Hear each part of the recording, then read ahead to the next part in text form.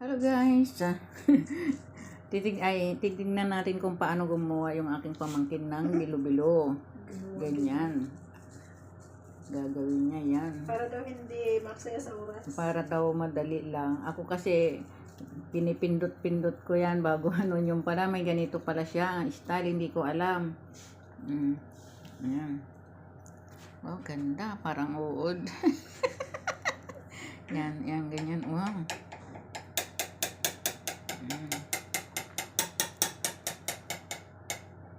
Yan. Basic. Oh, yan. Yan na, oh, yan. Pagkatapos nun, kukunin niya, ilalagay niya dito. Ngayon ko lang talaga nalaman sa tagal ko dito sa mundo ngayon lang. Yan. Yan na nagawa niya. Ganda, no? Buti na lang inutusan ko siya gumawa ng bilo-bilo.